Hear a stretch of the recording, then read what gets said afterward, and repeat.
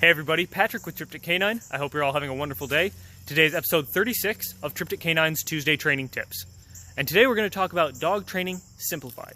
At least I'm going to simplify it as much as I can about kind of the process of dog training. That's going to be represented by the numbers 99, 1, and 86,400. Now the first two numbers, 99 and 1, are percentages. They are not exact percentages. It's more like 99.99% and 0.01%, but it's different for every dog and the extremes of each dog. Anyway, so they're not exact percentages. The first one, 99%.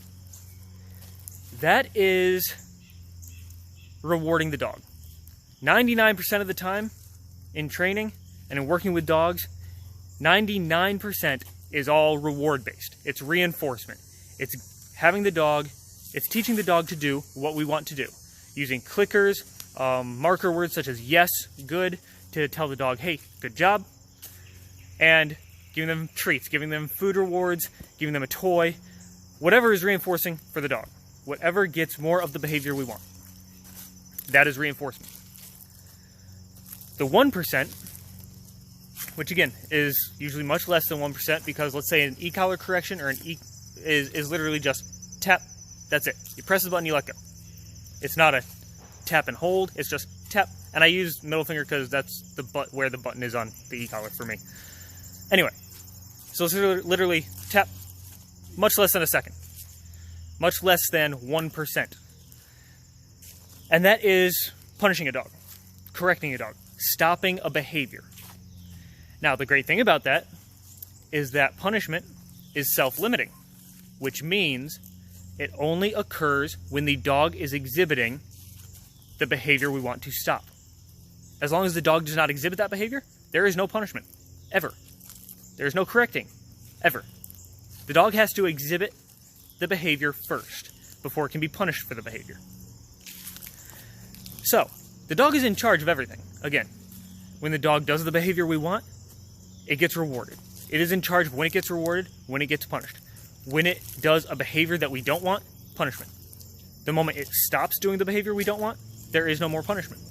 The moment it stops doing the behavior we want, not necessarily doing another behavior, but just stopping the behavior that we want, it doesn't get rewards. When it does the behavior we want, it gets a reward. When it does something it's not supposed to, it gets a punisher. Dog's in charge of everything, and only when the dog's behavior is exhibited does it get rewarded or punished.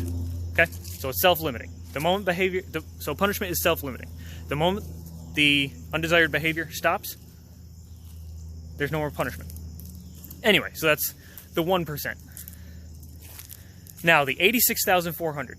That is how many seconds are in a day.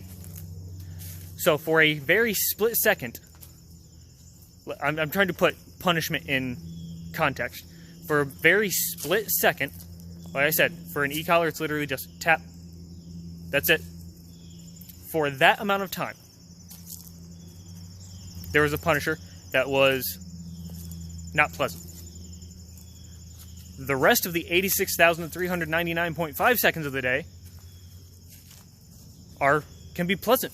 They're running around, they're having fun, they're getting rewards. Not the whole day. Obviously, you need to sleep, eat, rest, things like that.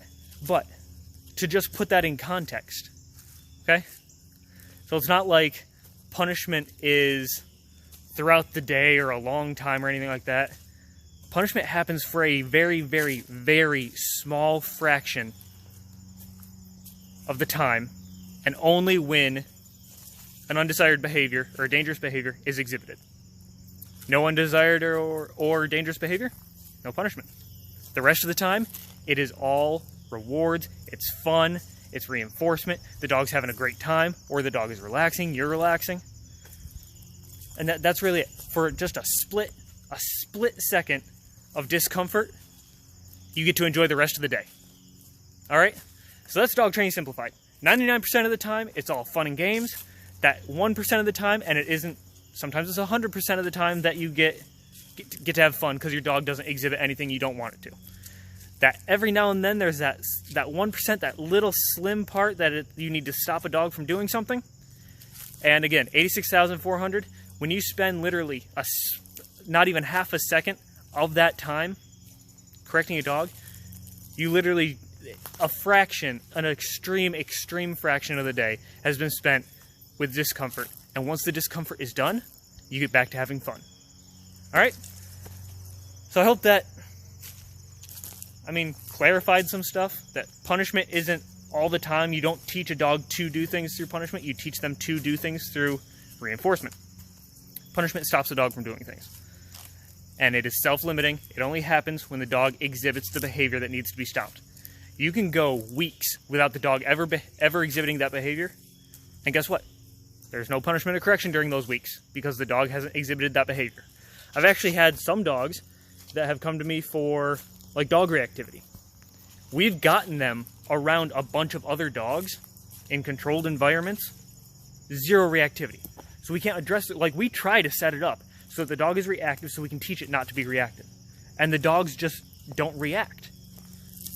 But I still explain to owners what to do in the event of their dog reacting so that they can stop it, they can handle it. But the thing is, if the dog doesn't exhibit the behavior that needs to be stopped, then you can't stop it. There's no punishment. There's no correction. There's nothing. So again, the dog is really in charge of everything. Anyway, I hope you all have a great day. Get out there, train your dogs, have some fun, because training never ends.